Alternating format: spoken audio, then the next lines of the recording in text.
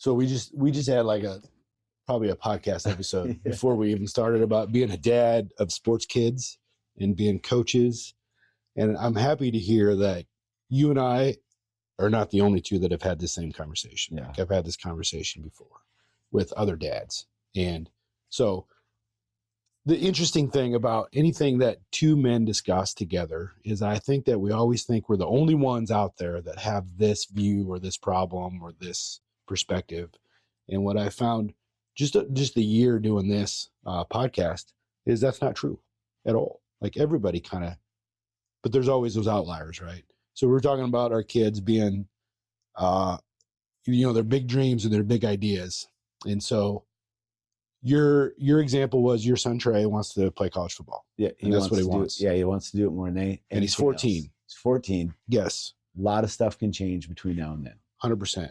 Because everything at that age, and even as probably till they get to about 25 with that prefrontal cortex, is emotion. Yeah. Right? It makes me feel good to think about playing college football. And it took me back to me, right? Because I wanted to play college football. And I ended up playing college football, but it was a different thing. And I actually the goal was a little higher, not the NFL, the World Football League. Oh, wow. Do you remember the World Football League? I was going to play. And then it got a little lesser. Then it got the Arena Football League. But either way, the point of that is my actions never lived up to the dream, right? So in the era of Rocky Balboa and all those things where you would just do wind sprints until you puked because that was the way you could train, I would go out there and start doing it until I thought somebody saw me, and then I'd stop because I didn't want to think I was weird. Right. Right. Well, if your dream is that powerful, it doesn't matter what people think. You're just out there doing it, which is a couple of weeks ago, I did a show about what holds you back. Like if you have an idea, what holds you back from enacting that idea? Fear is the biggest, probably the driver of that, a fear of ridicule, a fear of failure, a fear of whatever. But it's interesting that you say what you say, because as we watch our kids go through life and they say things like, I want to do this, but yet you see them sometimes not the characteristic or the pattern or the behavior doesn't match that. Is always been interesting to me. I told my kid one day, my 17-year-old son, I said, hey man, what's your goals in the weight room? I want to break the squat record. I said, okay, that's great. What are you doing? He goes, what do you mean? I go, what are you doing to break it? He goes, well, I'm going to lifting. I said, listen, man, everybody goes to lifting. Right. Yeah. I said, what you're doing is you're hoping to break the squat record. You're not really trying to break the squat record. And that was the biggest difference. Yeah. And I think that's when the moment came for me as a parent when I said, I can't want it for them. Yep. They have got to want it for them. One of the things that we've noticed, so our two kids are vastly different. One's not better than the other. Their personalities are just different. So one of our kids, highly competitive and really has a drive to succeed in the competitive aspects of athletics. Our daughter, who is very athletic, that's not what floats it for her. Yeah. So for us as parents, we had to realize, how do we parent each of these kids uniquely? Because it's not going to work the same for both of them. If we try to tell him like, hey, just do it for fun, he's like, well, yeah, I am. Like competing and winning is fun. Is fun. Yes. For her, if we were to say, you need to go out and want to win, she's going to say, well, that's not fun. Like, why would, so that's been something for us. The other thing is, to what you were saying, is with a child who really would do anything and everything to try to get to where they want to go, where we find ourselves is sometimes we have to be the ones that have to put limits. Sure. Like you're doing this, you're doing 4 sports right now, and you're going early in the mornings to lift with, and it's April. Yeah. So you're going early in the mornings to go lift at the high school, which is really cool and that's really fun. But when you have practice till 9:30 at night, and then you're going to get up at 5:30 in the morning, like that I understand your desire to do that, but we just have to, we got to look at your schedule again. But that's hard because he wants it. Yeah. And as a parent, you also want to see your kids' dreams come true. And if we're going to be honest, especially, and I don't think it's just dads, I think it's moms as well. There's also this competitiveness inside some of us. I'm competitive to a fault. Yeah. So there's a part of me that, man, I really want that for him too. And so, yeah, well, he's not getting any sleep. Yeah, still go and do this. So how do, like what you talked about, like what are you doing to break the squat record? I think for us as parents, what we're trying to do is the same thing, is to say we can't want this more than you. You know, because that would be an effort for you to do something for us that's going to make us feel better. That's not why we had kids. right. The reason we had kids is because we loved each other. We had kids because we wanted to have an opportunity to love you and to allow you to achieve your dreams. We didn't have kids because we felt like we missed out on it in life, and so they're going to be our second chance, which is, I think, one of the big challenges of the youth sports culture right now. Especially with social media. Yeah. And we talked about this, like, I want to have something as a parent Yeah. to show off. And that's going to be my kid on Facebook. That home run that really wasn't a home run that I posted. It was a double with 2 throwing errors, you know, but I got something out of it. Like I got likes and clicks and validation that I'm a good parent. And I'm raising some sort of kid that does something special without myself being special. And so I get something from that. And that it just drives me absolutely insane. But there's a lot, I can tell you from this, there's a lot of pressure, I think, in that society that will drive what I would consider a rational adult person to think, yeah, I kind of do want, like, I kind of do want some of that too. Like, why is Susie over there posting all these great things about her kid? And I'm just sitting here going, well, I'm just letting, let it take its course, and they're following their calling. And why am I not bragging? Why am I not fishing for some sort of validation out there too? Right. That pressure thing is, our son came home and he's like, hey, so-and-so got invited to this camp, and this camp is a prospect camp. And so I want to go to it. And it's like, well, you said it's an invite camp. It's a prospect camp. Well, you don't really get invited, but that's the way it is. And so they're doing all that. And then you look at the cost on it. Yeah. And so then it's $650 to go to this special invite prospect camp. And you think to yourself, well, that's just a total money-making thing. Mm-hmm. I mean, they don't want that. They don't have a corner on the market, but then this pressure, and I look at these families that are probably over the course of a summer, probably spending $2,000 to $3,000 just going to these quote unquote prospect camps. Why do we do that? Because we're so scared that we're not going to give to our kids the things that's going to allow them to be great. When we talked about it earlier, whether or not they're going to be great is probably already, and great is the wrong word, whether or not they're going to have on the field, on the court, success is probably already predetermined by the fact that they either have it or they don't have it. Yes. And so I think that the different look at it is, what can I do to help my kid maintain balance while they pursue their dreams? Mm-hmm. Because let's take football, for example. So in football, he's only going to be able to run so fast. And that's just what his body's limits are.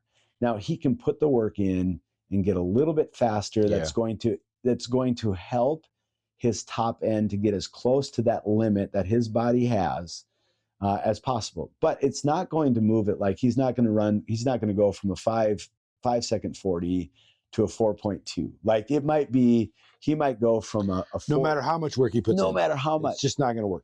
And so he either can catch the ball or he can't. He can either read space or he can't. So the whole thing of like getting all of these camps in order so that that's going to be the thing that's going to turn them into whatever division you want them to play, they either have that or they don't. So then how do you help them to be able to pursue the things that they want to pursue, enjoy the things that they want to enjoy, and do it in a way where they get to the other side of it? And hopefully every single person who hears this podcast who has kids, their kids all play professional sports. I mean, hopefully that would be great. That'd be great.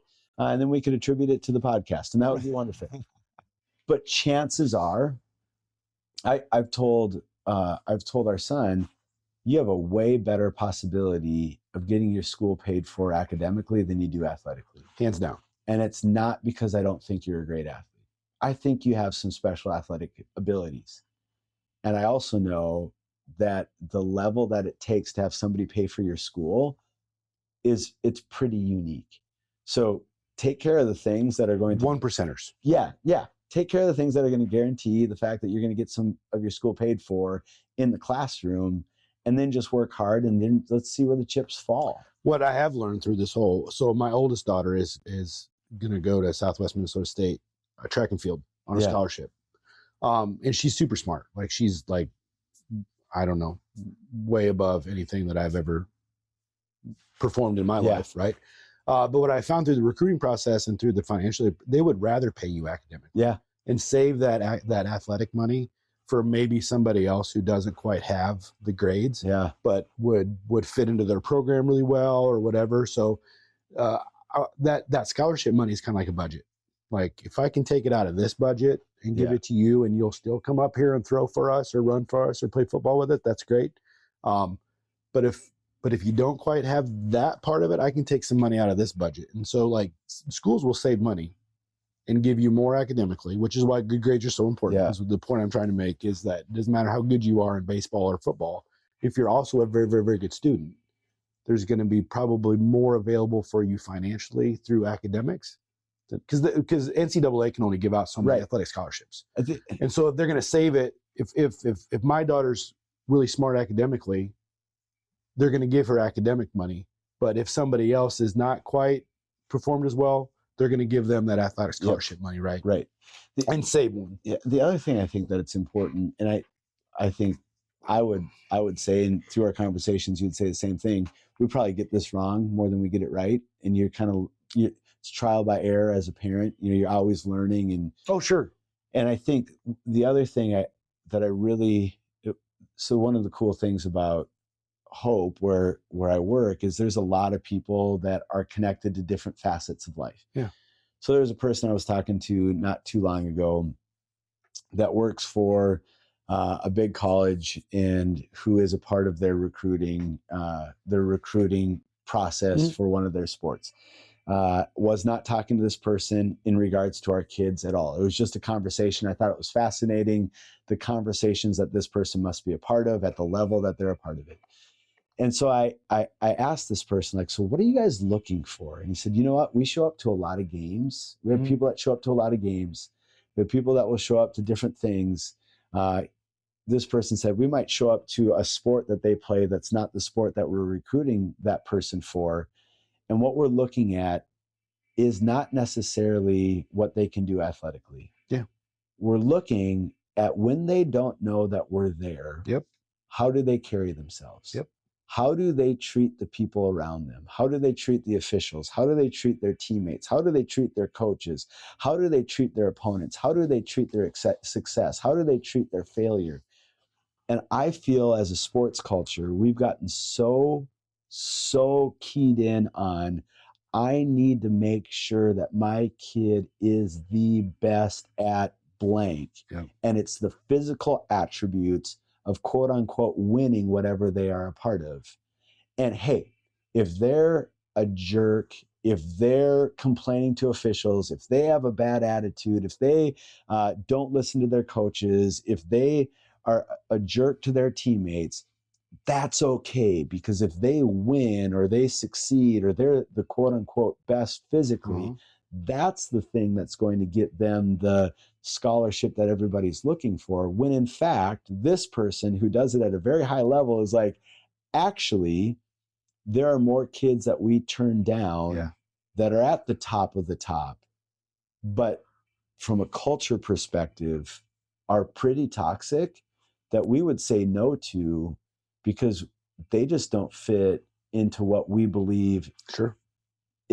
into what it takes to be successful. And those kids will still find a spot. They'll still find a spot because somebody wants to win bad enough that they'll be willing to trade that off. That toxic personality for a good 3-point percentage or whatever the case, right? They'll still find a home. But I think, like, what does it look like? And again, I get it wrong more than I get it right. Yeah. But what does it look like for my expectations of my kids to be more about personality and attitude than performance? Yeah. And for us, I mean, my wife and I, that's what we talk about the most. Trey had a coach a year ago who said to him, and he was just probably being kind, but he said, "You're the best leader I've ever had as an athlete. You're just the best leader." Mm-hmm. And then he said, and there's a difference between leadership and composure. Leadership is just innate. Like, are you a leader? Are you willing to step out in front? And he's like, not everybody's a leader, and not everybody should be a leader. There's just certain people who have those attributes. Oh, sure. Composure is, how do I behave when all heck starts to break loose? If you're a leadership and you lack composure, you're going to take the ship down with you. If you're not a leader, but you have great composure, you'll still get people to follow you and you'll keep the thing afloat. And so that's a conversation that we reflect on quite often, is like, hey, let's work on, and he's never really had a problem with it, but being somebody who has extraordinary high expectations for himself, that's the thing where it's like, hey, let's talk about composure at practice, in school, with your friendships, on the field, on the court. Like that, I believe that a way to get the sports culture to calm down a little bit is to say, you know what, they're either going to be great or they're not going to be great. Being good's okay. Yeah, being good's okay. Being good's okay. And you can be a great human being, and that's going to take you farther. Yes. And let's allow them to have the opportunity to work on their composure more than whether or not they win. Sure. I mean, I just think, and people are probably like, well, that's just pie in the sky. He doesn't really get it. He doesn't understand. Yeah, I don't know, man. I'm telling you, like, you and I are in different, like, I have 2 older kids, and then kids, we have, my 2 younger ones are the same age. Yeah. And the story's the same. Yeah. It doesn't matter if it's my 18-year-old girl who's throwing track and playing softball, or my 17-year-old son who's playing football and baseball, or my 14-year-old daughter who's running track, softball, and dance. Like, the story's always the same. And what I would get real tense too, right? Sometimes at games, I'd be like, you got to do it good today. Yeah. You got it, you know. And then the turning point for me was, it's hard for me not to feel like this was a concession, like I'm basically giving up. But the turning point for me was when I said earlier, their story's already written. Yeah. Like, there's nothing I'm going to do. I can't cheer loud enough. I can't be quiet enough. I can't, hold them accountable enough or not at all. There's nothing I'm going to do that's going to change how it's already written. And once you sit back and watch your kids perform, knowing that whatever is going to happen is going to happen, there's a sense of calm over you. You're like, so my 14-year-old, who is a stark contrast to my 18-year-old, right? But they're both wonderful people in their own right. My 14-year-old meal preps. She gets 8 hours of sleep. She plans her day out. Like, she spends time in her Bible, whatever. She's a savage, right? She's a savage. She is the same person. Her softball tournament this weekend, she started off the day 0 for 4 with 4 strikeouts, and then went 7 for her next 7. Yeah. She was the same person. Right. It didn't matter that she was 0 for 4. Now, Dad was getting a little like, hey, we need to probably start making some adjustments, right? Like, maybe let's not do that. But she was the same person. In track, she's done off-season speed work. She's done off-season strength and conditioning work, both of which I support 100% in our community. Forever Strong, I think it's a great program. My kid has reaped the benefits of it, Yeah. and she is killing it right now. Well, last night at her first track meet, she tripped over a hurdle. She didn't do it all last year, didn't trip at all. I sent her a text message, but she came back the next event, won the 100-meter hurdle. Yeah. Right. And so I sent her a text message. I said, hey, listen, I'm glad you fell. Like, it's good for you to fall. Like, now, you know, there's no fear now. Yep. Like, you know, what's going to happen. This won't be the last time you fall, but you ran the next race with no fear. She clipped the last hurdle in the 100-meter, but it's okay. Man, those last hurdles The hurdles make me nervous. They're killers. Yeah. Trey's a hurdler as well. Because you're just like, man, we got through all of them, and yeah. now this one, and I've seen some horrific, but you know, Lolo Jones, Yep, wrecks, yep. Like, so it's okay. Like, I'm glad it happened. Yeah. Now we know. Now we can move forward. And so I think there's a point you get as a sports parent where you're just like, listen, I'll be whatever resource you want me to be. And my biggest annoyance, I think, up until now has been, oh, why do we live in perpetuity? Like, I know, like back in my day, if I didn't know how to hit a curveball, I had to find my uncle and say, hey man, how do you hit a curveball? Yeah. Well, how do I know he knew how to hit a curveball? There's so much information out there now. Right. That there's no reason not to. This, to your point about what recruiters look for, that's all over the internet. Yep. 20 years ago, 30 years ago, when I was like, I didn't know what recruiters looked like. I just thought they wanted somebody that was, you know, pretty much a badass on the football field and could hit and rap and was tough and was in good shape and whatever. I would have had no idea that they look for body language and how you treat your parents after the game, or do you shake hand? Do you go to a prayer circle after the game, or do you just walk off the field because you're mad? Right? Like, all that information is available now. There should be no reason that we have the same type of athletes, student athletes, and characters that we did 30 years ago, because we know so much more now. But yet society still produces the same thing. Like, we still have the same conversations, right? Yeah, so I said this earlier, I'll say it again. If you take Strengths Finders, which is like one of those personality behavioral assessments, it identifies your 5 greatest strengths. Mine are embarrassing because my number one strength, I don't know how it's a strength, is competition.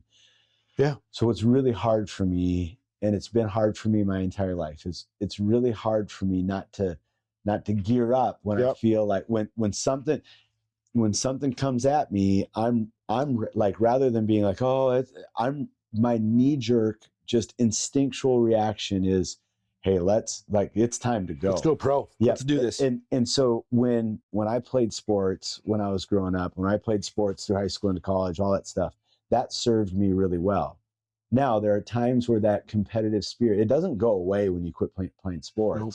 So like, I've had to try to figure out, what does life look like outside of the lines of the field? Like, at some point, you gotta recognize when those fights are harmful. And I've never been a fist fighter, but when they're harmful, but like even just the verbal, like, hey, if you're going to come at me with a contrary point, I'll argue it all day with you and I'll win. Yeah. Cause it becomes not even about the point anymore, which is kind of like the political. There's a physiological change inside your body, right? Absolutely. Your pupils dilate, your heart rate goes up. You're like, you're tensed up. Blood flow is different. So it's hard for me.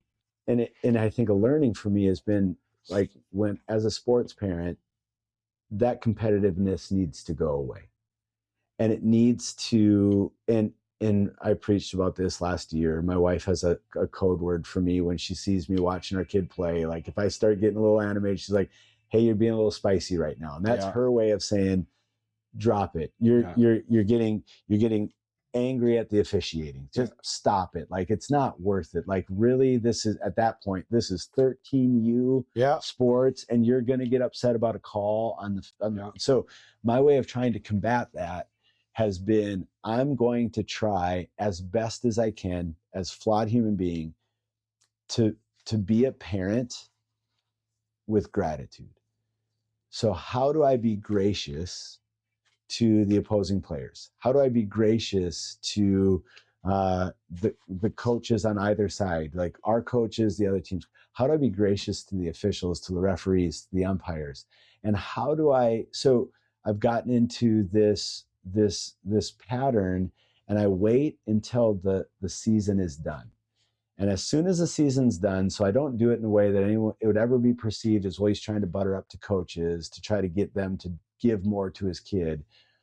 I send a long email to all of the coaches, whether it's head coach and assistant coaches, do it for football, do it for basketball, and just to send a message that says, hey, thank you so much. Thank you for the time that you put in. Thank you for the way that you cared for Trey and for his teammates. Thank you for believing in him. Thank you for putting him in opportunities. And rather than saying, hey, you didn't do these things for my kid, but just to say, wow, this year, 8th grade boys, not the easiest group of kids to be around. And so thank you. You did it. To go to officials after the game, especially when there have been parents and players and coaches that have just absolutely gone ballistic on these referees, these umpires, these officials, to say, hey, thanks for doing what you do. We can't do these games without you. It's hard. And I'm thankful that you're willing to do it. And that's helped me to dial down a little bit, is to say, like, man, all these people are out here providing an opportunity for my kid to do the thing that he loves to do. Mm-hmm. If they didn't do it, man, he wouldn't be able to do it. So if I can start to do that and realize without them, he wouldn't be able to pursue his dreams. And he wants to pursue his dreams, and his dreams might change. Like, for the first time ever last year, up until like through 6th grade, what are you going to do when you get older? I'm going to play professional football. What are you going to do if that doesn't pan out? Well, then I guess I'll do basketball. Like, he never saw it. And thank God for that. Like, he's a super confident kid. And then just last year, he said, you know what? I think I want to coach. This year, it's like, you know what? I think I want to go into, I had my knee replaced this last year. And so got to be front hand for all of that stuff. Like, Dad, I think I want to go into orthopedic medicine. I'm like, yeah, you should. You'll make boatloads of money. Like, but he's like, but I want to do that because I could still work with sports and I could help people out. Yeah. And so then all of a sudden you're seeing, like, hey, there's life after this. And I hope that you play it as long as you can. And I hope that you enjoy it as long as you can. I don't remember the last pitch I saw in baseball. I was so wrapped up in it and always looking for the next thing that I don't know if I ever truly took the time to enjoy it until after it was done and my career was over. And I thought, man, I miss that. I really miss that. And I had people around me. My dad played college football. So my dad had told me, like, hey, you're so driven that make sure you step back and you take time to enjoy doing what you're doing. And I think I would look back, excuse me, and say I had fun and it was great and I loved it. But I don't know if I took time to just sit at I played third base, sit at third base and look around at myself and say, man, this game is fantastic. How cool that I'm still playing this game, or to be able to sit in a batter's box. And I just love that ability, like in baseball, just it's the pitcher and you. And like one person's going to come on the plus side, one's going to be on the negative side. And that, like, it's in that moment, it's in your hands. And I don't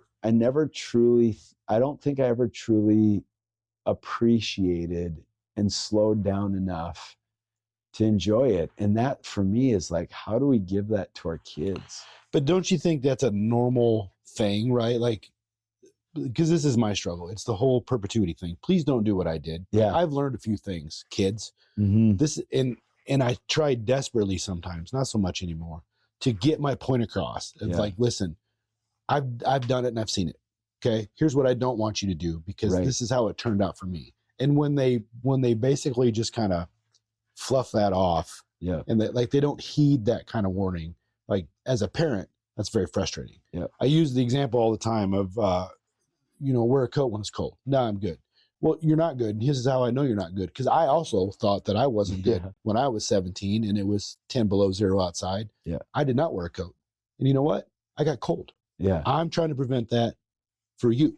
Nah, I'm good. And they go outside without the coat anyway, right? And it's like, what did you not hear? Yeah. Like, sports are the same way. Like, did we ever really kind of stop and was like, man, it's always too late when we do that. Like, and to get them to do it, I don't know how to get that message across other than I have to sit in it, right? And have to say, all right, listen, again, I can't want it more than they do. I can't, if I can tell them what I know and I can hold them to account.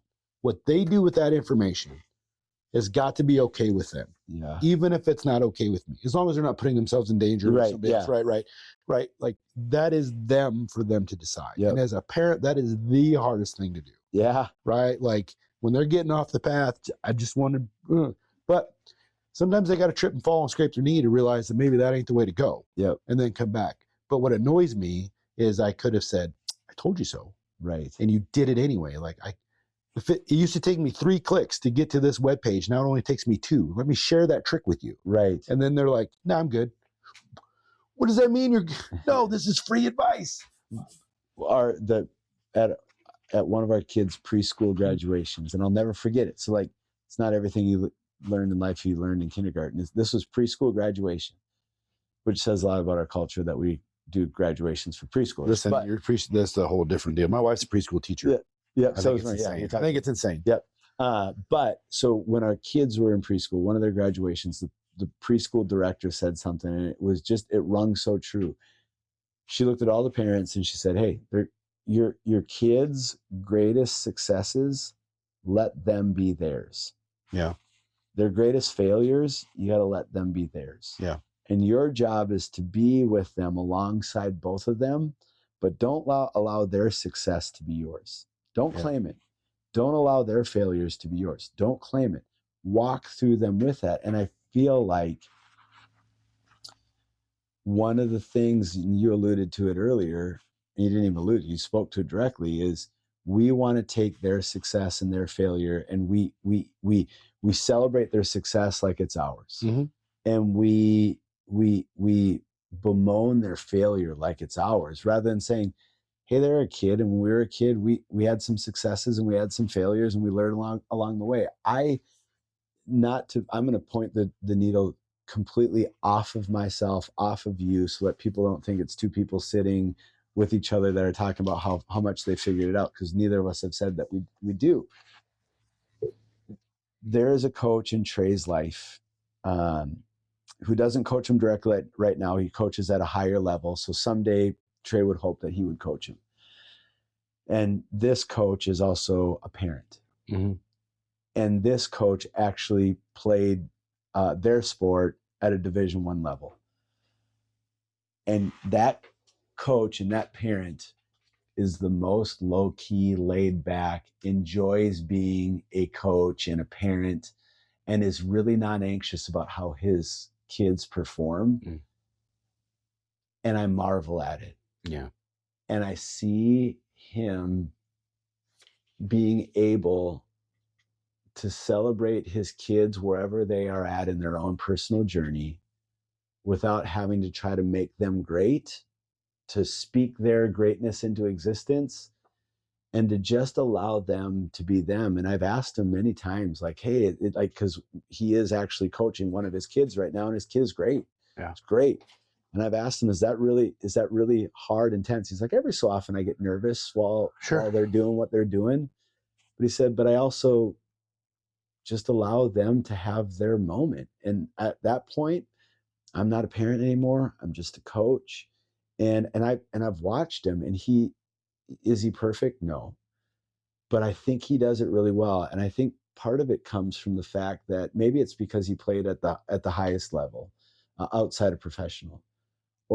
And maybe it's because he's given himself the freedom to say, I don't need to do that through my kids. I had my time as an athlete. I'm going to give them their times as an athlete.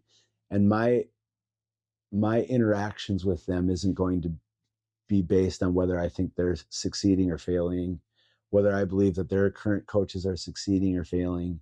I'm just going to be alongside them and let their success be their success and let their failure be their failure. And I'm just going to be their parent. And he's a person that I would admire as much as anybody as a sports parent. Sure. And I think it's really cool. And I think it's a hard place to get to. Yeah. Right. Like you have to have some good experience to get to that point. Yep. Like, or some sort of revelation or some sort of life-changing thing to get to that Because when I looked around the softball field this weekend, I saw a lot of the opposite. Yeah. A lot of angst. Yep. A lot of anxiety from parents of, oh man, Susie's got to get a hit. If she doesn't, then everybody's going to say, well, it's Susie's mom or Susie's dad, has a kid that struck out or whatever, my kid's got to get a hit so that I don't feel like other parents are looking at me saying, man, that Jason's kid, she kind of sucks. Yeah. Right. Like, and there's so much angst out there. And did you get the call? And I get it. Right. Like I understand it. I'm not denying that it doesn't exist or that I myself haven't felt anxiety or angst or whatever. I had an uncharacteristic outburst last summer. Yeah. Right. And which really kind of kickstarted this whole personal growth journey about like, why in that moment did I do that? Yep. Like typically I'm in the outfield, man. Like, I don't care. Like, I mean, you get that internal, like, competitive where your physiology changes a little bit and you're like, but to actually react in public was not like me at all. Right. But I did it and it was embarrassing. Yep. Right. So I had to take that. I had to live in it. I had to sit in it for a while and and rightfully so. I was willing to take whatever, criticism or judgment or whatever was coming at my way. 100% I owned it. Like, my bad. But man, it really made me feel like a hypocrite. I did it last summer as well in a baseball tournament. And there's a play that happened and they called it one way and the same play happened later and they called it the opposite way. And I didn't do it like really demonstrably. I was in the dugout, but I did it. I spoke in a way that only the behind the plate umpire could hear it. Oh, but I just made sure. I just made sure I was getting my point across again and again and again and again. And it just like, it was that competitiveness. And all of a sudden it just completely overtook my rational thought. And I wasn't like swearing at the person. I wasn't like, threatening his family, but it was just kind of like, you call a ball or a strike and be like, sure about that one? Haven't been sure about it. Just just dumb stuff. It doesn't need to be said. And the most embarrassing thing about it is all of a sudden I felt a tap on my shoulder because I was in the front corner of the dugout, tap on my shoulder, and it was my son. And said, Dad, stop. It's not helping. Yeah. And that to me was the most convicting thing in the world because it was like, here I am telling my kid to be a good sport, composure, be a leader, all of that stuff. Yeah. Umpires aren't going to win the game or lose the game. Officials aren't, referees aren't. And there he came up to me and said, Dad, stop. It's not helping. And so thankfully, I was so thankful he did that then between innings, I asked the umpire to come over and he could tell he looked at me like, I ain't coming over there. And I said, hey, come over here. I need to share something with you. He came over and I said, hey, I'm sorry.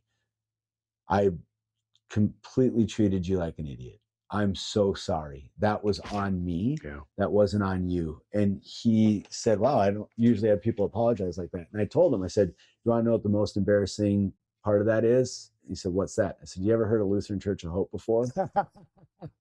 He said, yeah. And I said, well, I'm one of the pastors over there. And I just need to tell you, I'm sorry. And he said, well, I never heard that one before. And but it was that thing where it was like, I totally missed it. Yeah. And I totally modeled the exact, so you said hypocrite. That's what made me think about it. I was completely hypocritical in that moment. And that's what really caused me to take even a farther step back of, I want to be gracious and I want to try to, even inside, if I'm like, man, that was totally wrong. All right. What impact is that going to make on my life? What impact is that going to make on my family's life, on my kids' life? Like, it's not going to, so the umpiring, so the officiating, so the referee, my dad used to tell me all the time, just remember whenever you're on a field, on a court, the level of officiating is always one step better than you are. Yeah. Just remember that. Yeah. Because maybe it'll allow you to stay humble. And it's just, okay, do I make every play right? No. Do I make every decision right? No. So can we give grace to the people who are officiating and refereeing and umpiring our games that they might not get every single one right? Yeah. My goodness, they're not doing it as a personal affront to us. They made a bad call. Or they made the right call, and because it went against our kid, we just didn't like it. Oh, sure. And we don't want to accept the Because fact. if it was going the other way, we'd be like, oh, better not say nothing. That Yep, was that we yep, got away with yep. one. To that point, I think that I've always said this too. If that one call or that one play makes or break your game, you probably didn't do enough to win anyway. Absolutely. Right. So Yeah. Billy Buckner didn't lose the World Series No. because of one ground ball, right? Like, and I've said that to Mike. If it's 3-3 going into the last inning and you had opportunity to score more runs and you didn't take advantage of that, Yep. then the team or you or whatever lent yourself to that situation Yep. to where a bad call could go either way, could decide the game. But a lot of those games come down to that. Like you're not going to ever prevent that unless you're just completely blowing everybody out or, stomping on throats, as I like to call it. It just doesn't work that way. Right. Like there's going to come down to human error that's going to determine you made the playoffs or you're watching the playoffs. Right. And that's tough. I get it. But tomorrow, when you wake up tomorrow and you read the headlines in the newspaper that says, and you're sitting there, we had it in the championship softball game. ADM made it to championship softball, man, against Carlisle, the rival. Like in our conference, there's no better matchup right now. And we had them, man. It was 5-1. Third inning, I was like, we're going to be state champs. Yeah. And then all of a sudden you see it. A missed opportunity here, a bad bounce here, a missed call there. And next thing you know, we're fighting for our lives in the 7th inning. Yeah. And we came up short. It hurts. Yep. And what's fascinating to me, especially I think for younger athletes and for parents of younger athletes, is the parents hold on to the bitterness longer than the kids do. Oh yeah. Like there's a close game and the parents are all upset and they're upset about the coaching and they're upset about the officiating. They're upset about the opposing players. They're upset about some of their own players. They're upset about their own player, all of that stuff. And then you look, you're like, well, where are the kids? Where are the kids? They're all hugging each other, crying because they're going off to college. Yeah. Or even the younger ones, they're all saying, hey, can I get a hot dog at the concession stand? Or can I, or they're sitting, one of the great things is they're sitting with guys from the other team and they're all just joking around. They're having a good time. And the only people who aren't having a good time are the parents. And it's like, what are we doing? I'm going to tell you something. I know you got to go. And my intention of today's thing, we didn't hit it at all. And that's great. And that's great. That's the beauty of the organic nature of it, because this is more real than I think I wanted to talk about eulogies and identity, and we touched on identity a little bit. Like, who are you when you don't have the pads on? Yeah. Like, I want to get into that someday about us as adults, as men, as parents, as fathers, as husbands. I think that would be a great conversation. We played a team. Carson's 14U team played it. I don't even know where they were from. I've never seen them before, but it doesn't matter. Like we won, and then all of a sudden, both teams are on the pitcher's mound in a big circle, and they're saying the Lord's Prayer. And I've never seen that. Yeah. I mean, I've seen teams do it, but I've never and so everybody from our team, every girl from their team. And so Carson came back, who absolutely is herself driven into the Bible and coming to church and doing those kind of things. And I said, hey, who thought of that idea? She goes, with me. I go, well, who organized that whole deal? The other team just asked if we would like to come pray with them. Yeah. It was awesome. Yeah. It was cool. It's so Trey plays on a 7-on-7 football team, it's Iowa Flex, and there's some just really great athletes that are a part of it. And I'm not saying anything about our kid. And their coach, so it's not school affiliated, it's not a Christian organization, but he is somebody who he believes in Jesus, and he thinks that faith is a core component to life. And so he has, among his athletes, encouraged that. Does he demand it? Absolutely not. Sure. But they played a tournament in Oklahoma City not too many weeks ago. And there's this picture that my wife took the picture because she's the one that gets to go to tournaments on the weekends but my job is different than that. Yeah. Yeah. And I don't feel like I'm missing out as a parent. Like it's anyway. But she sent me a picture because after they got done, they won the championship. And then so they had two teams in that age group at the tournament. They have their kind of their top team and then their second tier team, which all of them are great kids. And 14 years old, you realize that nobody knows who's going to be great and who's not going to be great. So it's great that they still are all close. But after the A team, Trey's team, won the championship, that whole program came together, and there's a picture of all of them with their arms around each other, and they're at midfield. And the championship game was on ESPN's YouTube page and all. Oh, nice. Yeah. Yeah. And nobody cares about it except for the kids that are in it. Sure. It's even more so. But they're all together and they're praying after the game. Mm-hmm. And I just thought, like, I don't think that those kids a year from now will remember what the score of that final game was. No. But I don't think any of them will forget that opportunity that they had with each other, with their arms around each other praying.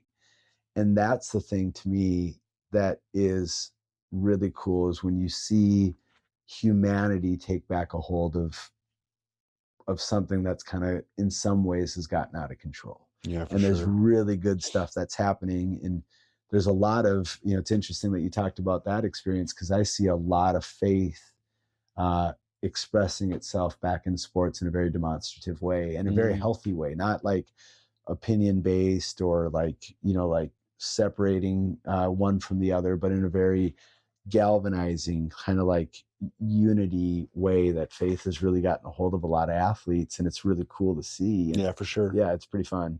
Yeah, it was great. Yeah. Listen, we're about noon. All right. 12:03. So I don't want to cut it short, but we'll do it again. We'll do it again. Yeah. I mean, we'd have to, like, this topic alone could go on forever. It's hours long and full of examples. But you want to do me a favor? Yeah. You want to say a quick prayer for our sports kids this summer? Yeah, let's pray. Let's do that. Gracious God, we give you thanks. We give you thanks for today, whatever today is for you as you're listening to this. God, we give you thanks for today. We know it's a day that you've made. We're going to rejoice and we're going to be glad in it. God, we're going to take today and we're going to use it for everything that it's worth and that we can do. And for a lot of people who are listening to it, it's for their kids and for the sports and the activities that they have. And so, God, we don't think that sports are anything that take us away from you. God, in fact, we think that sports are things that can draw us closer to you. God, you gave us the gifts, you gave us the abilities, you gave us the desires. So, God, bless those things. Bless all of the athletes' bodies. Bless their minds. Allow them to be good teammates, good competitors. God, keep them safe. Pray for safety. Pray for no injuries. Pray for all of the things that are able to provide for a great season that's coming up. God, we give you thanks for the coaches, for the officials, for the umpires, for whomever it is that are making these opportunities possible. Pray for parents. God, just pray a prayer of blessing over all of the events that are going to come. God, we thank you for them, and we ask that you allow us to be gracious in the midst of all of it. We pray it in Jesus' name. Amen. Amen. All right, everybody, work hard, be kind. Thanks, by the way.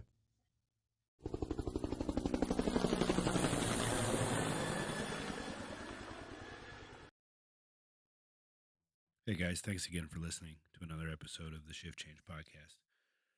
I need to ask if you would leave a rating. I think that it helps people who are new to the podcast find it quicker. It doesn't do me any good, but it does help other people that are looking for the Shift Change Podcast on Spotify or Apple. It just comes up quicker the more ratings that you give it. Whether you give it a 2 or a 5, it doesn't make a difference. It just helps other people. If you need to get a hold of me, contact me via my email, the show email, which is talkshiftchange@gmail.com. Or you can message me on Instagram at talk.shiftchange. At talk.shiftchange on Instagram. As always, thanks for listening. I could not have imagined how well this podcast has been received. So, as always, I appreciate it. Work hard, be kind.